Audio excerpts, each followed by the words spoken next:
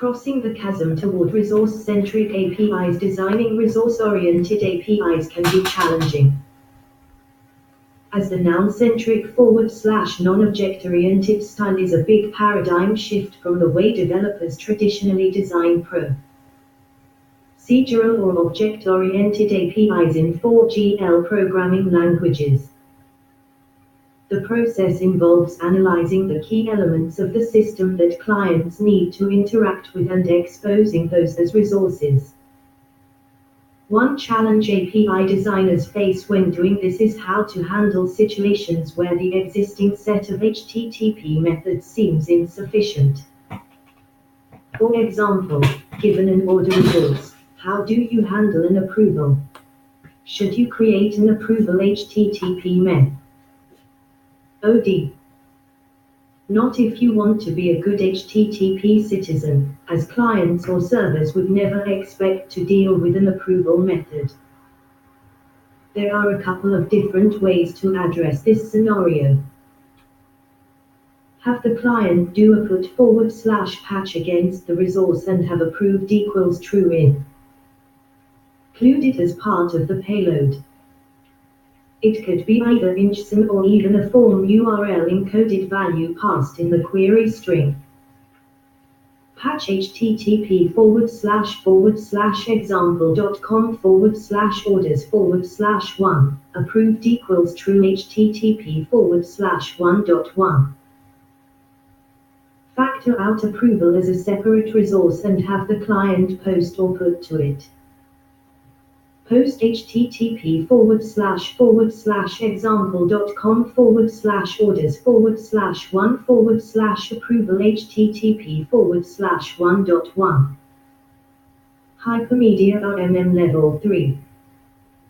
The last level in Richardson's scale is hypermedia. Hypermedia are controls or a dance is present in the response that clients use for interacting with related resources for transitioning the application to different states. Although RMM defines it as a strict level, that is a bit misleading. Hypermedia can be present in an API, even in an RPC-oriented one. The origins of hypermedia on the web. Hypermedia and hypertext are concepts that are part of the very foundations of the web and HTTP. In Tim Berners-Lee's original proposal for the World Wide Web, he spoke about hypertext. Hypertext is a way to link and access information of various kinds as a web of nodes in which the user can browse at will. Potentially, hypertext provides a single user interface to many large classes of stored information such as reports, notes, databases, computer documentation and online systems help. He then went on to propose the creation of a new system of servers based on this concept, which has evolved to become the World Wide Web. We propose the implementation of a simple scheme to incorporate several different servers of machine-stored information already available at CERN, including an analysis of the requirements for information access needs by experiments. Hypermedia is derived from hypertext and extends to more than just simple documents to include content such as graphics, audio, and video. Roy Fielding used the term in Chapter 5 of his dissertation on network architecture, where he discusses representational state transfer REST. He defines right off the bat that hypermedia is a key component of REST. This chapter introduces and elaborates the representational state transfer REST architectural style for distributed hypermedia systems. There are two primary categories of hypermedia affordances: links and forms. To see the role each plays, let's look at HTML. HTML has many different hypermedia affordances, including and tags, When viewing an HTML page in a browser, a user is presented with a set of different links from the server that are rendered in the browser. Those links are identified by the user via either the link description or an image. The user then clicks the links of interest. The page can also include forms.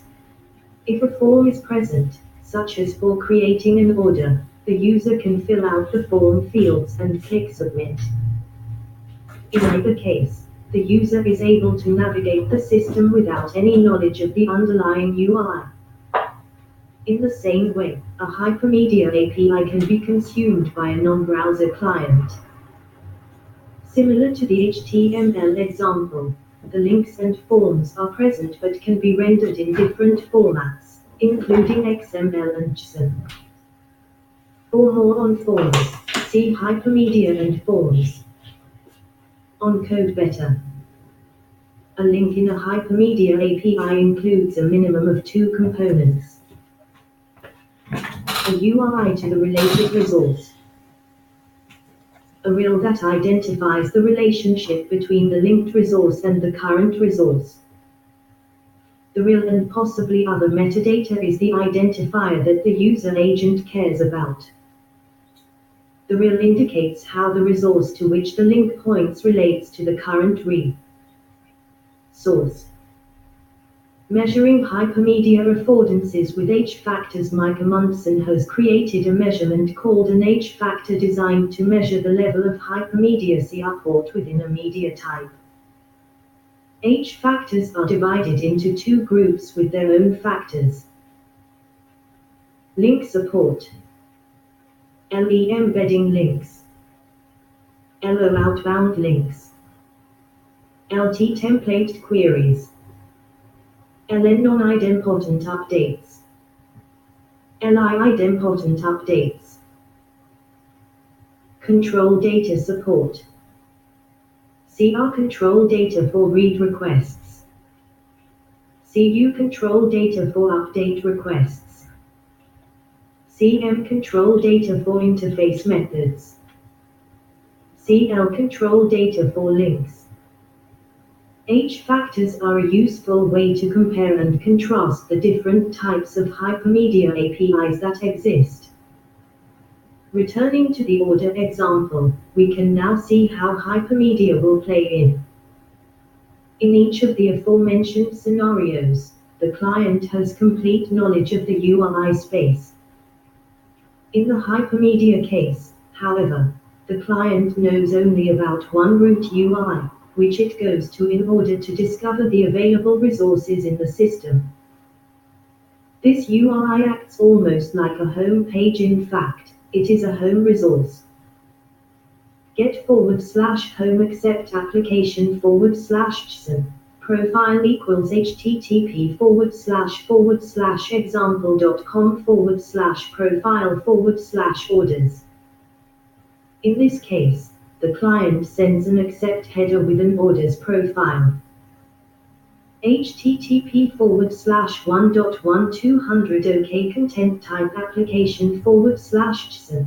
Profile equals http:/example.com/profile/orders. Content length XX. Links. Rel orders, ref/orders. Rel shipping, ref/shipping. Rel returns, ref/returns. The home resource contains pointers to the other parts of the system, in this case, orders, shipping, and returns. To find out how to interact with the resources that the links point to, the developer building the client can reference the profile documentation at the profile URL just indicated. The document states that if a client sees a link with a rel of orders, it can post an order to that resource to create a new one. The content type can just be JSON, as the server will try to determine the correct elements. Post/orders content type application /JSON content length XX. Order number 1000. Here is the response. http://1.1201 created location/orders/1000 content type application/JSON profile equals http://example.com/profile/orders content length xxe tag 12345 order number 1000 status active links real self ref/orders/1000 real approve ref/orders/1000/approval real cancel ref/orders/1000/cancellation real hold ref/orders/1000/hold. Notice that in addition to the order details, the server has included several links that are applicable specifically for the current order. Self identifies the URL for the order itself. This is useful as a bookmark to the order resource. Approve identifies a resource for approving the order. Cancel identifies a resource for placing a cancellation. Hold identifies a resource for putting the order on hold. Now that the client has the order, it can follow the approval link. The profile spec indicates that the client should do a put against the URL associated with the rel of approve in order to approve the order.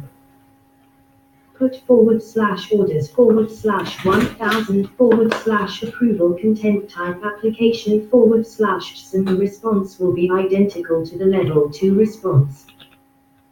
http://1.1403 forbidden content type application/JSON. Profile equals http://example.com/profile/orders. Content length XX. Error. Code 100. Message missing information. PayPal recently introduced a new payments API that incorporates hypermedia in its responses. The following is an extract of the response for a payment issued using the new API. Links. Ref https://api.sandbox.paypal.com/b1/sale/1ke480 real self method get Ref https://payments.paypal.com/b1/sale/1ke480 real refund method post Ref https://api.sandbox.paypal.com/b1/payment/pay34629814W real parent payment method get. As you can see, it contains the self link mentioned previously, as well as links for submitting for a refund and accessing the parent payment. Notice that, in addition to the standard ref and real members, each link contains a method member that advises the client on which HTTP method it should use. In this case, the media type PayPal returns is application/JSON. This means the client cannot simply tell by the response headers that the payload is in fact a PayPal payload. However, the PayPal documentation explains the real, and that it is possible to navigate the system without hard coding against URLs.